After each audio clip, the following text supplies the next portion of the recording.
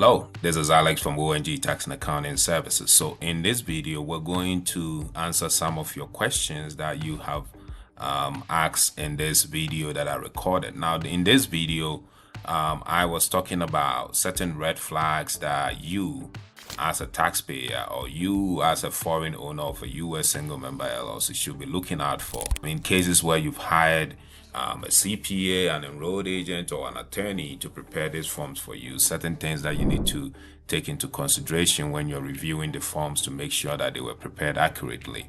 So in this video, we walk you through some example of how the forms, in situations where the forms are not prepared correctly because maybe the individual preparing the forms really does not understand how the forms work or what the regulations behind the forms are.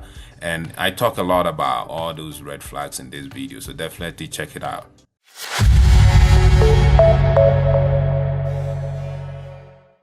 Now, before we start off, let me throw a word of caution out there that this video is for educational purposes only. It is not meant to be a legal or tax advice, and if at any point in time you need a legal or tax advice, always consult with a competent tax attorney or a CPA or an enrolled agent who can be able to listen to your situation, assess your situation, and help you out.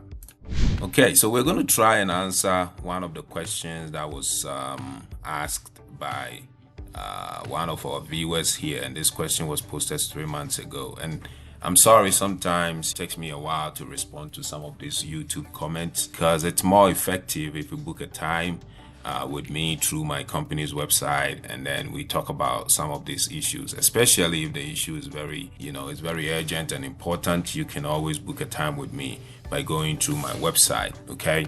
But I'll try and answer this question. So this viewer here asks, okay, if you have an LLC, which is a single member and it's foreign owned, and the LLC is engaged in rental activity, and so they report on Schedule E on 1040 NR.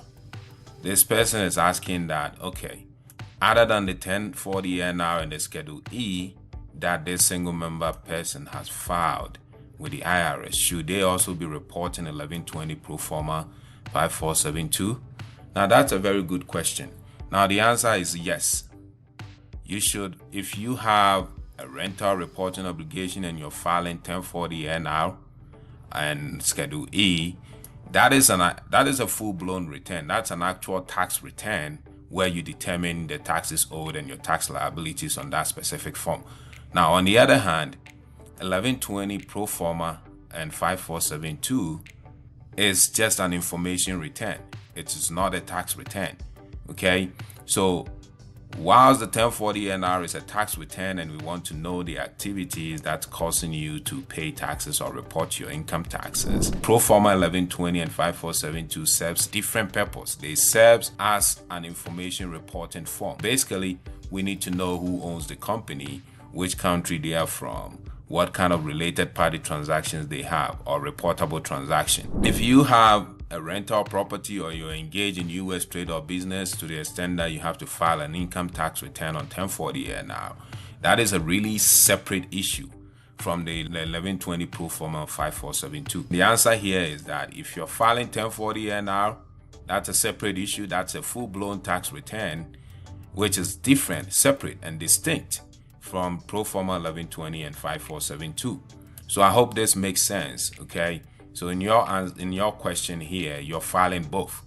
Whilst you're filing the 1040 NR, you should also be filing the 1120 pro forma and then the 5472. Now, I know you only asked about personal returns and its relationship with pro forma 1120 and 5472.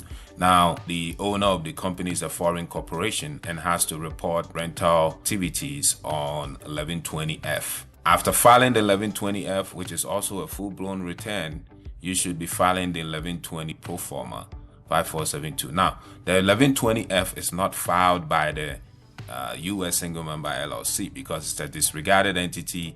It does not file its own taxes. So rather, the foreign corporation that owns the U.S. LLC is the one that's filing the 1120F to report the rental property activities. So this Second batch of scenarios I'm giving is when a foreign corporation owns a US LLC and in which the LLC is a single member LLC. The first issue that we dealt with from this question is when an individual owns a single member LLC, and in that case, that individual, that foreign person, will be filing 1040 now and then reporting the rental activities on Schedule E. And then on top of that, they have to file a pro forma 1120 and 5472. The second scenario I gave is when a foreign corporation owns a U.S. single member LLC. The foreign corporation files 1120F in case it has, rental properties, or it has a U.S. effectively connected income, or is engaged in U.S. trade or business. Then it will file 1120F, which is a tax return, and it's separate from the pro forma 1120 and the 5472. Two separate issues. One is a tax return, and then one is an information return. So I hope this makes it clear, and if it does, please like, share, subscribe, and I'll come to you with another video. Thank you. Bye.